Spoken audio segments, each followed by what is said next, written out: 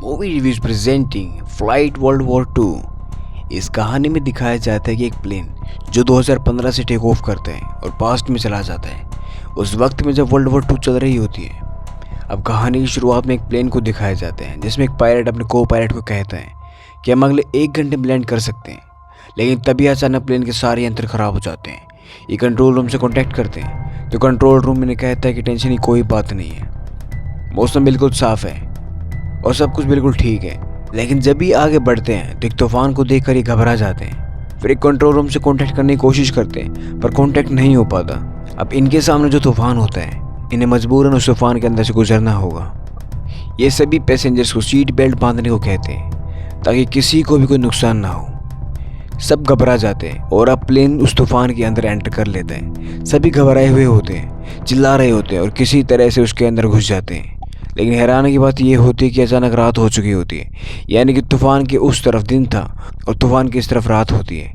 और प्लेन की रेडार को छोड़कर सभी इंस्ट्रूमेंट्स खराब हो चुके होते हैं। जब रेडार में देखते हैं तो पाते हैं इनके चारों तरफ बहुत सारे फाइटर प्लेन्स होते हैं जिनके बारे में कुछ नहीं पता होता कि ये कंट्रोल रूम में बात करने की कोशिश करते हैं पर नाकाम हो जाते हैं। बहुत कोशिश करने के बाद भी जब इनका कॉन्टैक्ट नहीं हो पाता तो को पायलट कहता है कि ये जो प्लेन्स हमारे आसपास हैं ये कोई आम प्लेन नहीं है, बल्कि ये प्रोफेशनल फाइटर प्लेन्स हैं। और जब ये बादलों के नीचे जाकर देखते हैं तो नीचे का मंजर देखकर ये घबरा जाते हैं क्योंकि प्लेन एक शहर के ऊपर बॉम्बिंग कर रहे होते हैं, मानो जैसे कोई वॉर चल रही है। सारे पैसेंजर्स ये देखकर डर जाते हैं। वही कॉकपिट में दिखाया जाता है कि दोनों पायलट घबराए हुए होते हैं। उन्हें कुछ समझ नहीं आता कि ये क्या हो रहा है। उन्हें इस बात की भी फिक्र होती है क्योंकि जल्द ही उनके प्लेन का सारा फ्यूल खत्म हो जाएगा, उस समय रहते ही लैंडिंग नहीं कर पाएंगे। अब पैसेंजर्स पैनिक होकर स्टाफ से सवाल करना शुरू कर देते हैं। स्टाफ कहते हैं कि उन्हें कुछ नहीं पता, इसलिए सब अपनी जगह पर चुपचाप बैठ जाओ। वही हमें 2 पैसेंजर्स को दिखाया जाता है जो हिस्ट्री के प्रोफेसर होते हैं और उन फाइटर प्लेन को देखकर इन्हें कुछ जाने पहचाने लगते हैं, इसलिए वो उनके बारे में अपने बुक्स में पढ़ते हैं और कहीं ना कहीं समझ जाते हैं कि ये क्या चल रहा है। ये दोनों किसी तरह से कॉकपिट में जाकर कैप्टन से मिलते हैं और बताते हैं कि जो प्लेन हमने देखे हैं उन प्लेन को 1945 के बाद बनाना बंद कर दिया था और उससे पहले के सारे प्लेन्स को डिस्ट्रॉय कर दिया गया था, यानी कि 1945 के बाद ऐसे कोई भी प्लेन नहीं बने थे।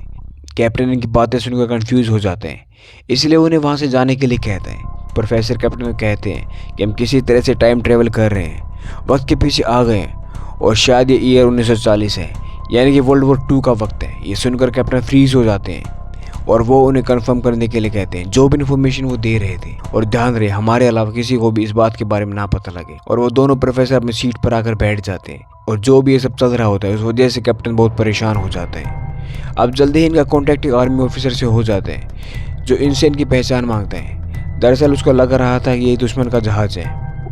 ये उससे हेल्प मांगते हैं पर ऑफिसर कंफ्यूज हो जाता है क्योंकि उसे नहीं पता होता कि इस प्लेन में कौन है। और अब कैप्टन उससे आज की तारीख पूछता है।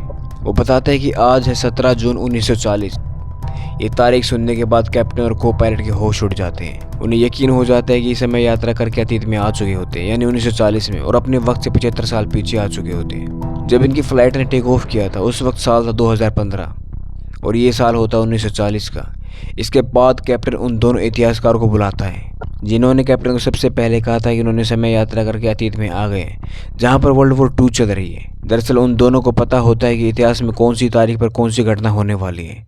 और अब वो दोनों आर्मी ऑफिसर को बताते हैं कि एक बहुत बड़ा जहाज पानी में डूबने वाला है। ये सुनकर वो हैरान हो जाता है और ये बात वो अपने सीनियर को बताता है। वही वो दोनों इतिहासकार कैप्टन को बताते हैं कि मौसम खराब होने की वजह से ऐसा हुआ है, जिसकी वजह से हम 2015 से 1940 में आ गए हैं, यानी कि इनका पूरा का पूरा प्लेन पैसेंजर के साथ टाइम ट्रेवल कर चुका है और ये सब उस वक्त में आ गए हैं जहां पर उनकी जान को हर वक्त खतरा है। दोनों इतिहासकार कैप्टन को ये भी बताते हैं कि हम इस वक्त से नहीं हैं, इसलिए हमें जल्द से जल्द अपने वक्त में जाना होगा और उसके लिए हमें सही वक्त का इंतज़ार करना पड़ेगा। हमारे लिए सबसे चैलेंजिंग ये होगा अपनी जान बचाना, क्योंकि ये वक्त जंग का माहौल है, ये वक्त वर्ल्ड वॉर 2 का है। अगर हमने अपनी जान बचा ली तो हम जल्द से जल्द अपने वक्त में जा सकते हैं। और अब इनकी बात एक पैसेंजर सुन लेता है और वो घबरा कर ये बातें सभी पैसेंजर को बता देता है, लेकिन कोई भी उसकी बात पर यकीन नहीं करता क्योंकि बात ही कुछ ऐसी होती है। हालांकि कुछ लोग उसकी बात मान जाते हैं पर तभी 2 सोल्जर खड़े हो जाते हैं जो उसी प्लेन में सफ़र कर रहे होते हैं और सबको कहते हैं कि अपनी अपनी सीट पर बैठ जाओ। दरअसल वो नहीं चाहते थे कि किसी की बेवकूफ़ी की वजह से कोई गलती हो।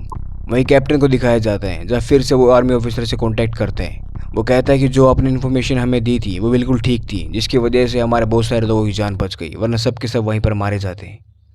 वो उनसे पूछता है कि आपकी लोकेशन क्या है, लेकिन इन्हें ये भी नहीं पता होता कि इनकी लोकेशन क्या है। दरअसल इनका जो मीटर होता है वो पूरी तरह से ख़राब हो चुका होता है। वो अपनी लोकेशन दिखाने के लिए प्लेन की सारी लाइट्स को ऑन कर देते हैं ताकि आसमान में इनकी लोकेशन का पता लग जाए, लेकिन होता इसका उल्टा ही है।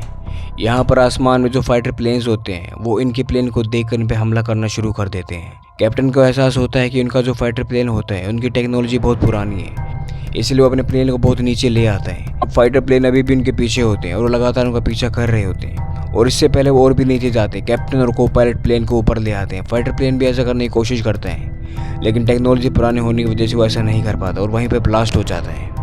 लेकिन कैप्टन और को पायलट के आगे अभी और भी बहुत बड़ी चुनौती होती है, क्योंकि इनका प्लेन के अंदर फ्यूल बहुत जल्दी ख़त्म हो रहा होता है, और इससे पहले कुछ सोच पाते हैं दो और फाइटर प्लेन आकर इन पर हमला कर देते हैं, जिसकी वजह से इनके प्लेन की विंडो टूट जाती है। हवा के प्रेशर से इनका बैलेंस बिगड़ना शुरू हो जाता है, और अब इस प्लेन में जो भी इतिहासकार होते हैं वो कहते हैं कि हमें रेडार को पैराशूट से बांध कर नीचे आर्मी वालों के पास भेजना होगा, ताकि उन्हें हमारे लोकेशन के बारे में सही पता लग सके।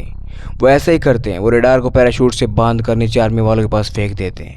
इसके बाद आर्मी वाले रेडार को इंस्टॉल करने की कोशिश करते हैं। दरअसल ये एक नई टेक्नोलॉजी होती है जो इन लोगों के पास नहीं होती। वो रेडार की मदद से उन्हें पता लगाने की कोशिश करते हैं कि वो कहाँ पर है, और उन्हें पता लग भी जाता है। और अब वो कैप्टन और को पायलट को गाइड करते हैं और उनके प्लेन को एक सेफ जगह पर ले आते हैं, और इससे पहले वो प्लेन को लैंड करते हैं। इनके सामने फिर से वैसा ही एक तूफान आ जाता है, जिस तूफान में एंटर करने की वजह से ये ईयर 2015 से 1940 में आ गए थे। ये समझ जाते हैं कि अगर इन्हें अपने वक्त में जाना है तो फिर से एक बार उस तूफान से गुजरना होगा।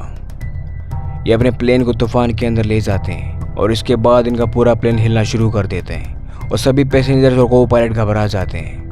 और कुछ देर बाद इनका प्लेन दूसरी तरफ से बाहर आ जाता है, और ये वक्त फिर से 2015 का होता है, यानी कि ये फिर से 2015 में वापस आ चुके होते हैं। अब इनका फ्यूल भी लगभग पूरी तरह से ख़त्म हो चुका होता है, और इससे पहले इनका प्लेन क्रैश होता इनको एक रनवे मिल जाता है, और ये वहाँ पर आराम से लैंड कर लेते हैं।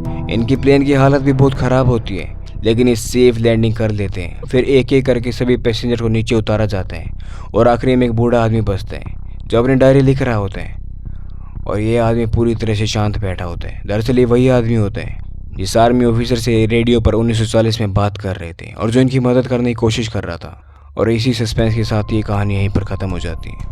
उम्मीद करते हैं आपको ये कहानी पसंद आई होगी। अगर आपको ये कहानी पसंद आई है तो चैनल को सब्सक्राइब करना ना भूलें। मिलते हैं अगली कहानी में।